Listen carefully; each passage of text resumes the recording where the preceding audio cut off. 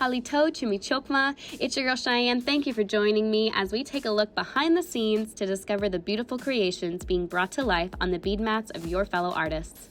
On this podcast, you will hear the stories of beaders whose craft is an extension of themselves, those that use their hands to tell their stories.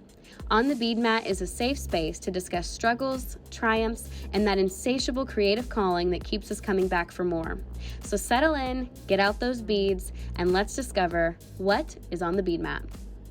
All right, hi everybody. Welcome back to On the Bead Mat. This is week 2 of the first season. Last week we chatted with Cheyenne out of California, and this week we have another special guest for you all, another really fun TikToker that I met. And she is very well known for making it indigenous. So without further ado, please welcome the amazing Emily. Emily, how are you?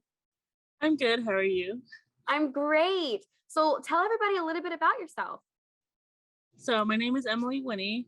I'm out here in Los Angeles, California. I am Navajo, Pima, and Seneca. I mainly grew up learning my Navajo side. I'm from Big Mountain, Arizona, where my family is. I've been beading for about 13 years this year, so next will be 14. And I just started making it indigenous, I think the last year. Really? So. That's so recent?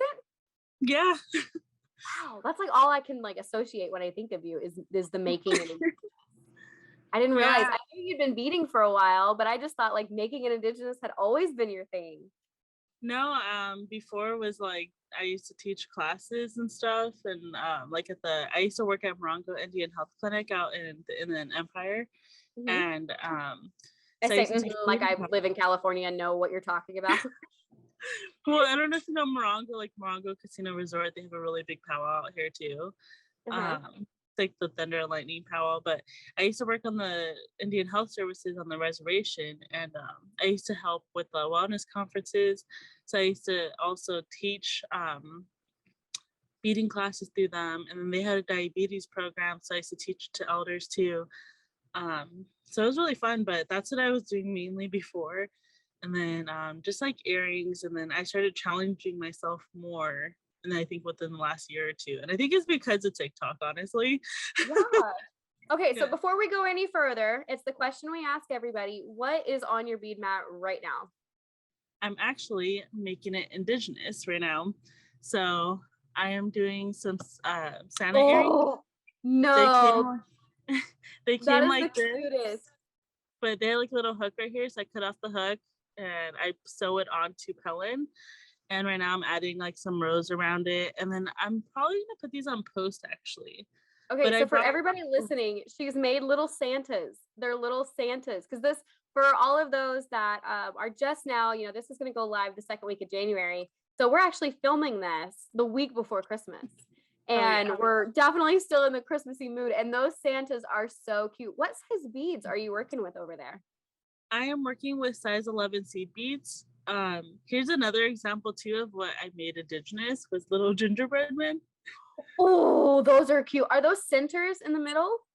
Yeah, so they actually were Target earrings, and I cut off the plastic piece that held the hook, and then I glued them onto Pellin, and then I beaded around them, and then I put them on hooks. Oh my gosh, I need those. Why don't I own these? Why don't I have little gingerbread men hanging from my ear? They actually were last year and they did sell. I'm I wish I bought more. They already sold? Of course they did. Listen, okay. So you're working on the Santas right now, right? Yeah, I'm finishing one side right now and then I'm going to do the other side. You should definitely, this is slightly off topic, but have you followed Santa J. Claus on TikTok? I've seen them on, I think I know who you're talking about. I think I seen them on my For You page, but I haven't followed. I love Santa. Santa and I are buds on TikTok. I'm obsessed with that man. And I need you to make Mrs. Claus some Santa earrings and just send them to him and be like, listen, I see you on the TikTok. I've been good this year. Here's some earrings to sweeten the pot a little bit. Just send me some beads, please. All I want for Christmas is a lot of beads. Oh my God. I'm actually on my bead mat, I know I did a beaded feather last week on the show as well, but sticking with that theme, I am working on a white speckled feather. I've got all of these goodies from Indigenous Supplies. They sent me this amazing bundle just because she is truly the sweetest individual on the planet. And so I've got all of these really pretty delicas. And I mean, these are the largest tubes of delicas I've ever seen. I've obviously got square boxes of delicas, but this is like a 10-gram tube and it's so fat. Those look pretty thick. For comparison, right, delicas usually come in like a 7.5 tube, and these are in a size 10. And I'm obsessed. And every single delica she sent me came in these 10-gram tubes. And on the bead mat right now, I have this blue iris that has like a shimmer to it, some sea foam, turquoise white, opaque white, and then this like lavender purple. So we're just we're rolling with it. Can you hear that little ASMR? So that's what I've got on my bead mat. I'm working on some more feathers. Hopefully I won't always be working on feathers, but they're definitely regulars on the bead mat right about now. So they get to be in the first couple of episodes. I think that, as soon as we get off this call, I'm going to have to whip out some reds and greens and make me some Christmas earrings because those are adorable. I mean, if you send me your address, I'll send you a Christmas pair. I'm not going to say no. Because I do got more. My grandmother let's back up. Let's talk about making it indigenous. So where did that come from? I was actually one day at Walmart and I was just passing through like the jewelry section and I was kind of just like looking at them like, and their jewelry is really cheap. Like I just got all these hoops for under $5. Yeah. So I'm like, okay. So I was looking at it and I saw these silver pieces that I was like, ooh, they had like little rhinestones in it. And it was really shiny. It actually looked really good quality, but they were like $2. And I was like, if I cut the top off and I put it on Pellin and I beat it, I feel like those will look really good. So I bought them. I took them home and I beaded them that night. And that was my first TikTok I actually made of them. And I was just like, oh, this could be a thing. Like I was talking to my sister about it. And she's actually the one who convinced me to go on TikTok about a year ago. Really? Yeah, she jokes about that with me. And I went on TikTok December 7th. And I think there's one of okay, so what is today? You're like a week after your anniversary. Happy anniversary. Yeah. Happy TikTok anniversary. Thank you. But yeah, so I posted them and they actually were like a big hit. Like I think I got like a couple thousand views. For me, that was big at the time because I'm just joined. Hey, a couple thousand views is still big. I don't know what you're talking about. Yeah, I mean, now I get a couple hundred, but that's okay, I'm just still growing.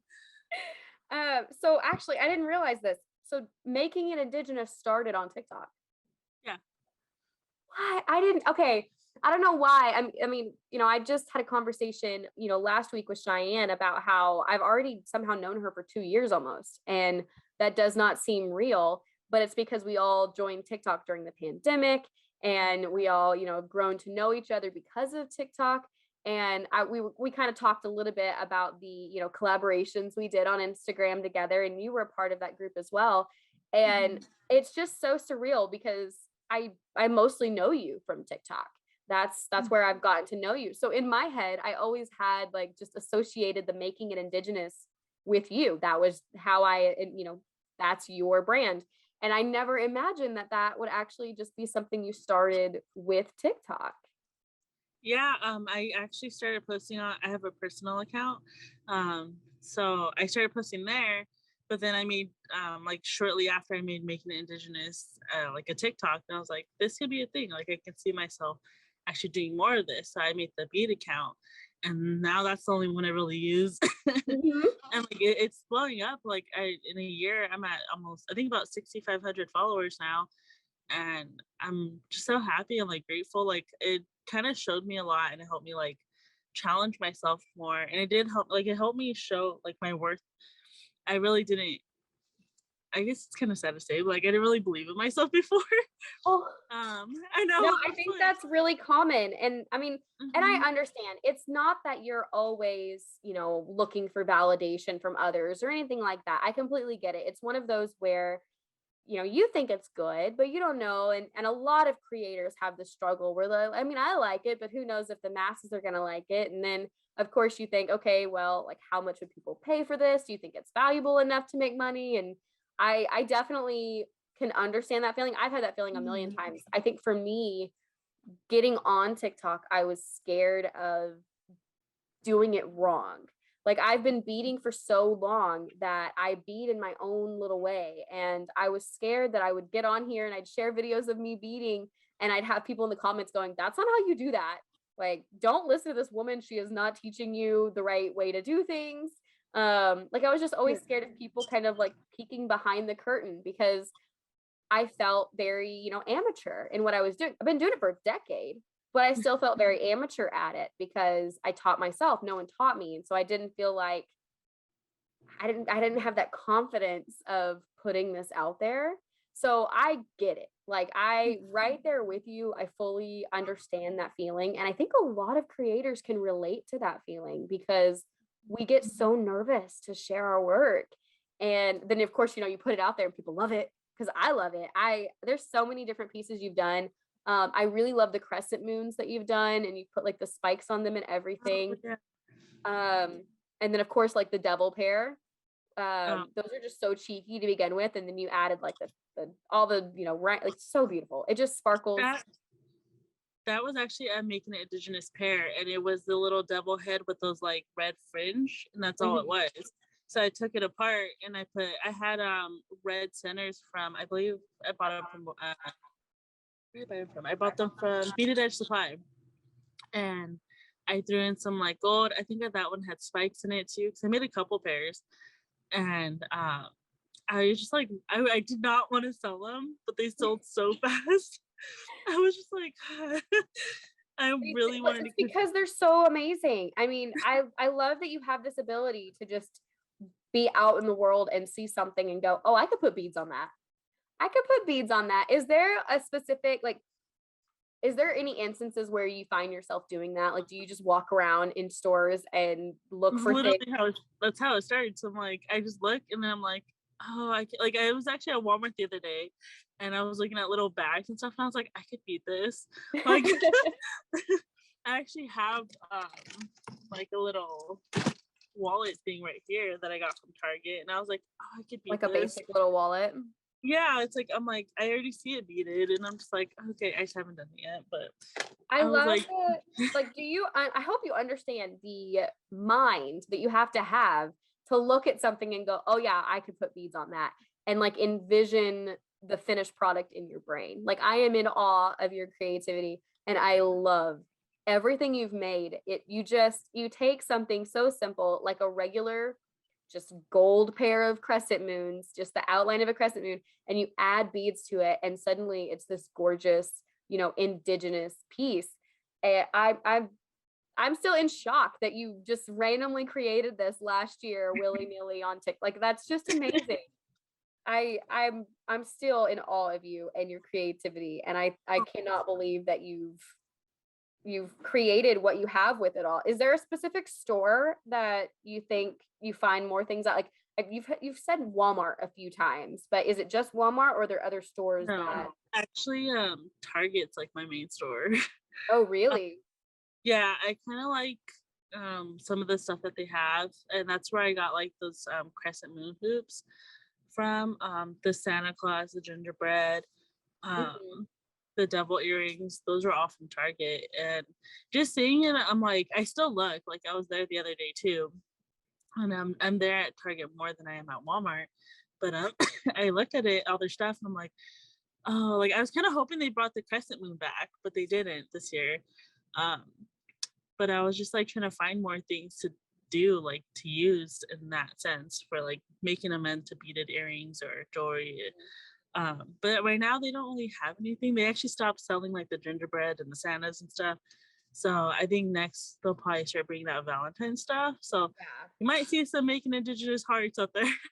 You know, now that you've said this, I'm realizing, and something I never would have thought of before, is that when you make these pieces, not only are they special because you are taking something previously, mass produced and you're adding your own creativity to it and making it indigenous, but these are pretty limited items because of that. Like you don't always have access to these things. It's not like, we go to Beaded Edge Supply or Indigenous Supplies and we, buy these cabs and they typically have similar cabs in that style, but you're going and kind of just hunting around and you don't know when they're going to stop selling it. I never thought of it in a limited item in that way. Like, do you ever find yourself, I know you said you really kind of thought about keeping the gingerbread or the devil, but do you ever find yourself upset that you didn't buy more of something that was there so you could make more pairs of it? Yeah, like even right now, I wish I bought more of the gingerbread because that became like a really popular one. Hmm. Um, the Santas did too, but I feel like the gingerbread were a little bit more. Um, and the devil ones, because I really wanted to keep one, but I decided to sell it because I just started seeing messages come in and they're like, "Oh, do you have more? Is there more?" And I'm like, "I can check. Like, I don't know if I can find any." Even my sister like will go to Target and she'll try to find stuff. Or even like my grandmother, she actually picked up some earrings for me to do. Oh, some Actually penguins my and Rudolphs. Yeah, so she actually bought some for me too because she knows I make them into beaded earrings. And but like it just sucks because you don't know when they stop selling that stuff. So Yeah, I even with was. like the moon hoops, like I wish I bought more, but I actually might have found some more. So Oh, somewhere okay. So else. So I those might come back. I need you to like market your beadwork this way. I need to see some more of like limited editions written in the captions because I don't think people understand what you're doing when you're doing this. You're taking something that, otherwise wouldn't be this beautiful and you're adding your own beauty to it. And so not only is it special that way, but it's truly a limited edition item. Like there could be never another one just like this. So I'll ask you, how do you feel sometimes when you see beaded items, like native inspired items on the shelf at Walmart, of all places? Mhm. I actually did make a TikTok about that, You and did? I don't like it just because just seeing it mass produced and poorly produced on top of that, like it just makes me sad. I'm like, people should not buy from Walmart or Target and like wear those. I think they Mhm. should support indigenous artists, and even though they might be a little more pricey, still it's just like this isn't going to a corporation. This is going to someone's family. Like they might be feeding themselves, their family. Like they might even be putting it towards their community. Like I think it's more important to support those indigenous artists and don't buy from mass corporation. Like, yeah, I'm buying things that are from there, but I'm turning it into indigenous. And like eventually too, like I want to start putting back into my community and like putting like the profits there. So I'm like, Absolutely. I feel like you're almost like sticking it to them. Like, okay, if you're gonna sell our beadwork, then I'm gonna buy your crap and sell it for way more. it's like I'm Which gonna make it look better. Yeah. I there was a pair of earrings that I saw. I can't remember if it was at Walmart or another store, but they had a pair of earrings that were three, if the Choctaw, they have like the, stacked medallions. You've got like three medallions that are all connected together to make like a row of like one earring. And they had a pair like that. They didn't have the starburst in the middle, but they were like just a black medallion, and it was three little black medallions connected together, hanging from the ear. And I was just like, man, you copy us all the time. I just want to copy you. Like, and I want to I'm make it gonna do look it better better. though. I Which want to.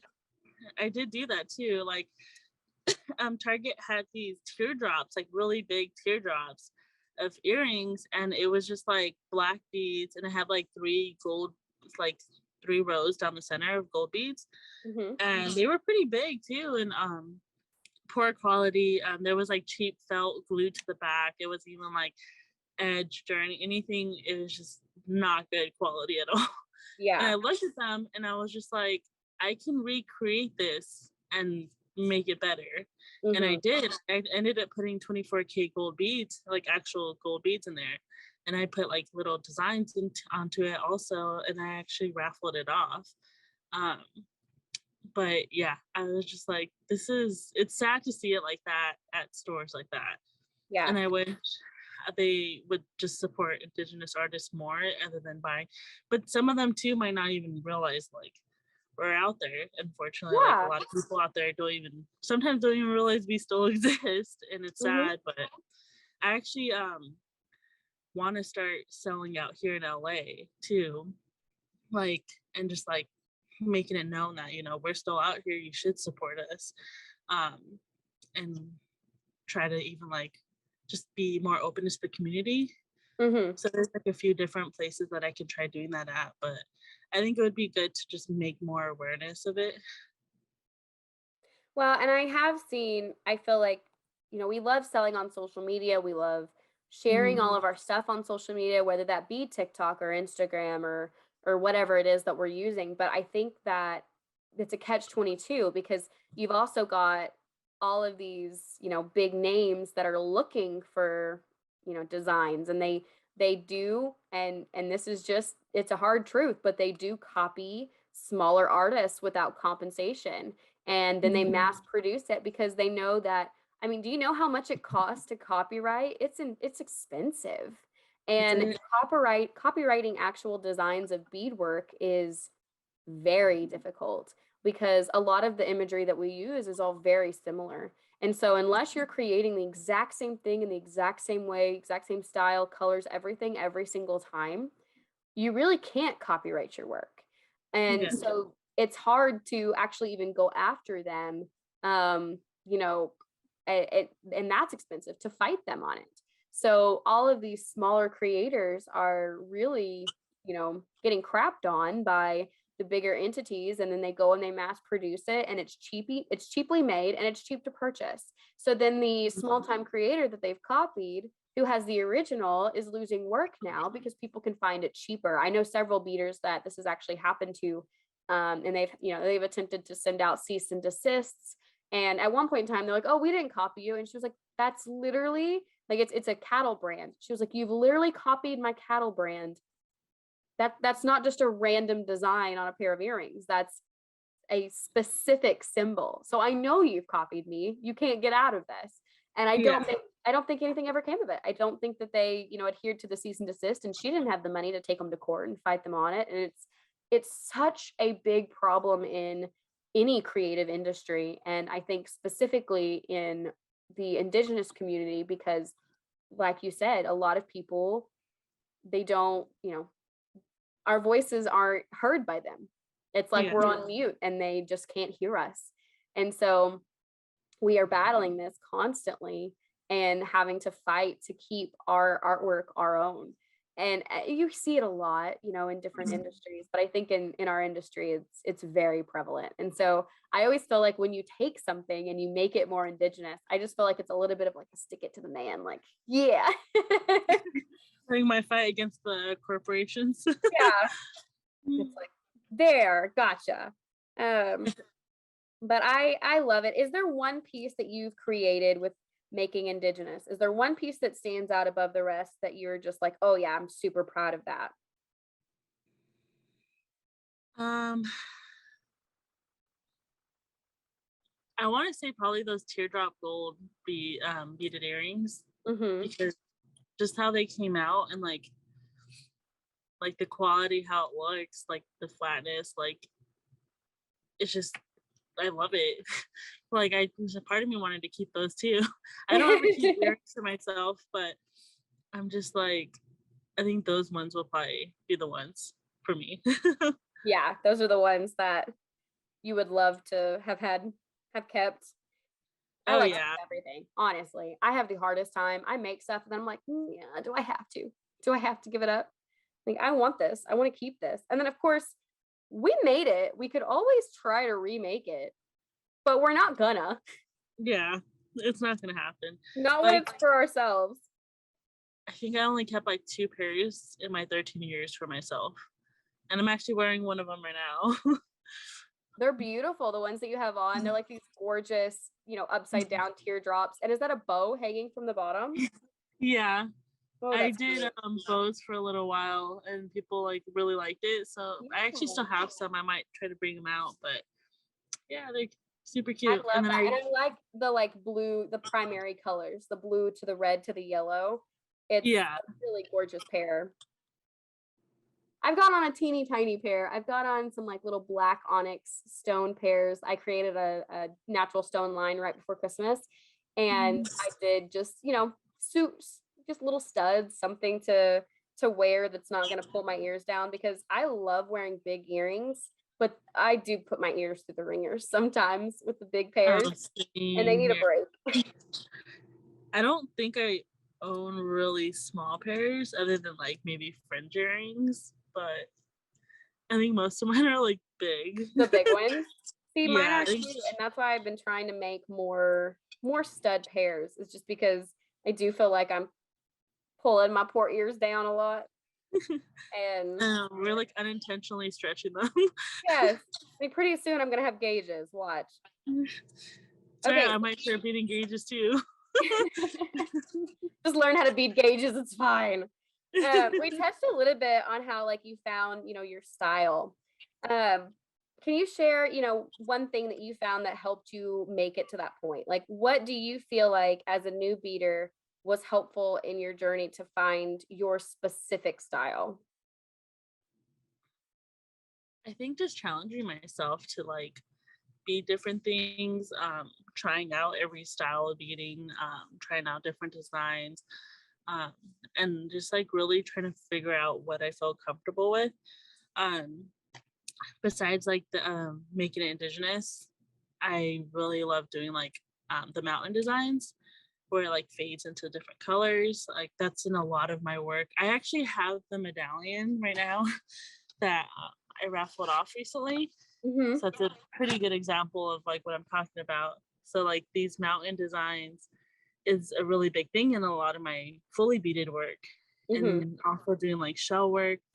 Um, so I feel like going towards that way too. Like I feel like this is like a style that I'm known for. Okay, so I love this. There's so much color to it. Can you explain, like, is mountains a part of your like culture, your tribes, or anything? Like, what draws you to the mountain imagery? I think I just really like how the colors fade. Mm-hmm. And like just working with colors in general. Like I just like how it really looks. So I just started doing it one day and making like different designs like this. If you see the one in the middle, like I've done that one for like at least 5 to That's your 7 logo, years. right? No, this was actually the it's a sticker actually that's going to be coming out. Oh, I love uh, me some stickers. yeah, I'm actually gonna have some sticker packs coming out soon. um but yeah, so this is not the logo. There is another black one that I made. Oh, gotcha. um Is it for is it a another similar round. style though? Yeah, it's a similar style. The shells are more towards like the middle, I believe. I'm like, I'm trying to remember. If you're wondering what her logo looks like, just go hit her up on Instagram and you'll be able to see it. So, as we're talking about, you're going to have sticker packs coming soon. And this will be airing the second week of January. So we're all still very much so in our, what are your goals for 2022? Is there something that you're most looking forward to in the coming year? Yes, I definitely want to do more with my bead business, not just beadwork, but I do want to start getting maybe sweaters out there with my logo on them, or even just like some sayings on there. Like I have a sticker coming out saying even like beading is medicine, and this medallion's in the background of it. Just like Anything, different things. anything that Yeah. says beading is medicine, I'm in. Because it is that I want one. I will have you first on the list. But yeah, so I want to start doing like at least maybe shirts, or I got a question if I'm gonna get sweaters. I love hoodies, so I'd probably go for a hoodie. Stickers, I want to do more stickers. Definitely like more fully beaded items. and just like grow more on social media with my bead business. And then eventually, if I can make enough, like I want to start putting it into like the communities and start donating to different charities that help like indigenous people. um so yeah, that's my goals for 2022. I love that you're so, I mean, you've said it multiple times, and I love how much you're wanting to just be involved in your community and give back with your community. I know a lot of us, we try to use our gift that we've been given of beadwork to give back in whatever way that we can. And, you know, you're in the Turtle Island group. If you're watching the video on YouTube, you'll see that she's got our Turtle Island bead shirt on. And we get to do like fundraisers and things in that group. And I wish people understood that when you purchase from small creators like us, you're actually supporting your community in such an astronomical way. You're not only uplifting your fellow Indigenous creators, but we're giving back into our communities. And so if you're supporting us, you're supporting our communities as well. And so I love hearing, you've said it so many times, and every time I love it. I love hearing it. I love the fact that it's not, I mean, it's not just you, it's a lot of our creators on, you know, TikTok. We've got an amazing bead talk community, even on Instagram and on Facebook. It's a resounding theme that I feel like you see in these groups of, we want to do fundraisers, we want to do collaborations, we want to give back to our community in one way or another. And so every time you say that, it just makes my heart so happy. Yeah, like even working in the conferences and stuff, like I really just, I loved it so much because I can just see like the families coming together and like, or like just the people coming and like learning things. And even not just like beading classes, but we have like different classes talking about like getting through like addiction and stuff, and like just helping them out in like different ways. Like I think that's the one thing I really do miss about working at the clinics. But I decided to move to LA last year, or back to LA, because I grew up out here. But I'm like, okay, well, what can I bring out here that can help out here? Because I'm actually, I used to be a part of like the Indian Center out here in LA when I was younger, and my family was too. So I'm wanting to try to reconnect with them and see like what's going on, like what are you guys working on, or like how can I contribute? So yeah, it's definitely things I want to look into for 2022. I resonate with that so much because while we don't have a similar center in my area, we do have different programs, especially for, you know, education and to help children. And when I was growing up, as someone who, you know, I'm very much so still in reconnecting Native, and I'm still learning as much as I can every day. And I grew up with very little knowledge coming actually from my familial unit. Like I had, if I wanted to know, I had to go find it. And the Johnson O'Malley program in our schools is what truly kept me connected, and kept me in this world when I didn't have another avenue of doing that. And so as soon as I, you know, I was able to go back into Johnson O'Malley programs and help out. And then of course the pandemic hit, and so I haven't been able to go back. And there's been a couple, you know, Zoom classes and things like that, but it's just not the same. You want to do it in person, and you want to get to see the kids and you know, give back in that way. And so I definitely resonate with that, because while it's not, you know, a full center, that program is something that I used to, you know, help with quite frequently, and now I haven't been able to do that. And so once they start letting us back in schools though, I'm telling you, I'll be right there, because they have this amazing summer program, and it's like a summer camp, and it's for all ages. And you know, they bring in cultural artists. They or have them every day of the, you know, the weekdays, and they'll bring in a different artist, you know, during the weeks and things like that. So I would go once a week every week for like 4 to 6 weeks, and we'd work on something new beaded every day. And we also did some shawl making and things like that. And I love that. I love it so much, and I miss it, and I'm ready to get back to it. I'm ready to you know, I'm sitting in front of a computer, so this is going to sound really ironic, but I'm ready to get out from behind a computer screen. Which, you know, like I said, maybe poor timing on my part, but no, I completely get that too, because like I used to participate in a summer and winter camp for Indigenous kids out here in Los Angeles because I grew up out here. And when I turned 13, I started working my summers there as a mentor towards youth also. And so it's always been a thing, I think, with me. Like I've enjoyed working with them, like, and helping them out. And like I helped out with like the fancy shawl class because I used to dance, and I'm trying to get back into the power arena too. And just like then doing the conferences, I'm like, it was really nice to do that too and work with families and everything. And then I actually connected my old camp, my youth camp, to the clinic out where I used to live. And now they send kids there too. And I'm just like, it's just really nice to see like the connection between that and like them helping out the youth. And it's just like a really nice place to go to get away, to learn about culture and everything. Mm-hmm. So I And I think definitely, that's one of the reasons why native TikTok has become so big on TikTok is because we are still looking for that community and that sense of, culture and reconnection. And, there's a lot of creators on TikTok that give us that opportunity.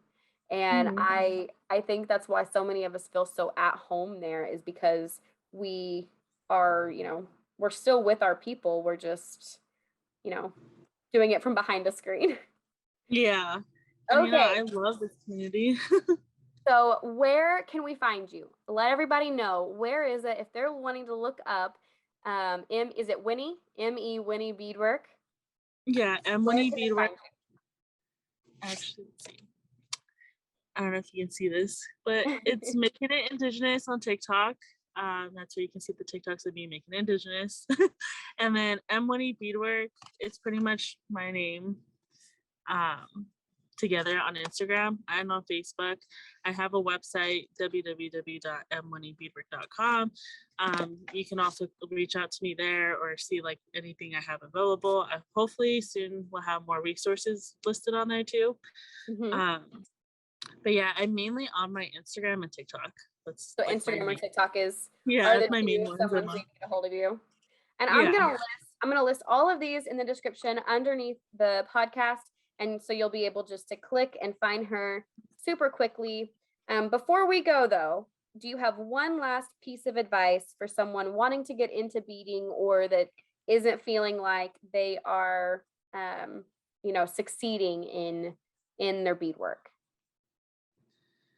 I would just say like when especially starting off, like don't get down really like if your piece doesn't come out exactly how you want it.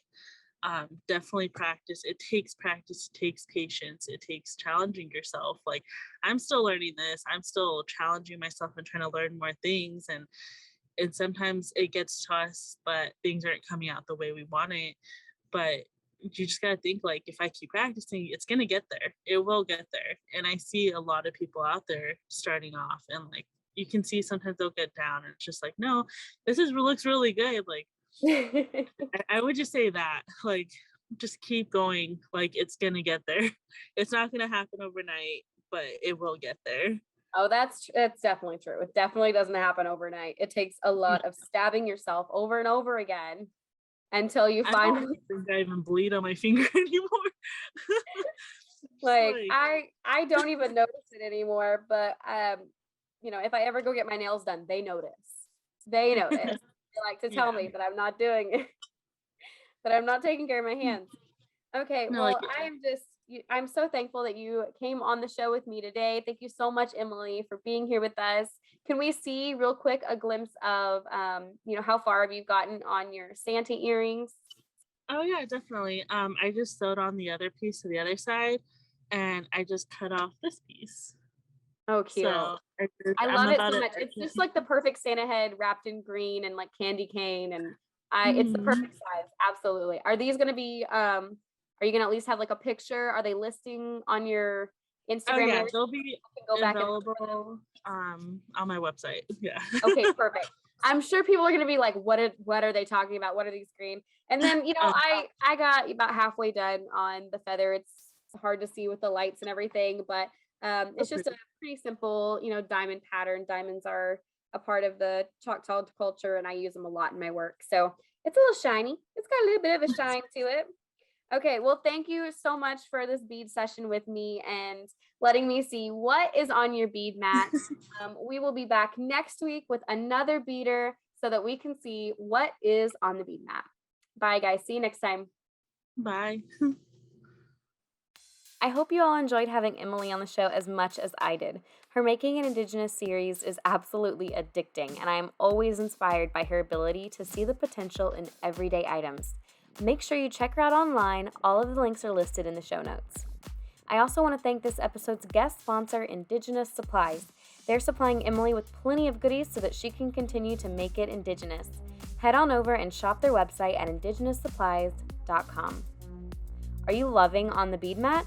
Do me a favor and give this show a 5-star review so that we can reach more beaders just like you. We have a lot of amazing creators coming up in the show each week, so make sure you hit that subscribe button and tune in next week as we continue to discover what is on the bead mat.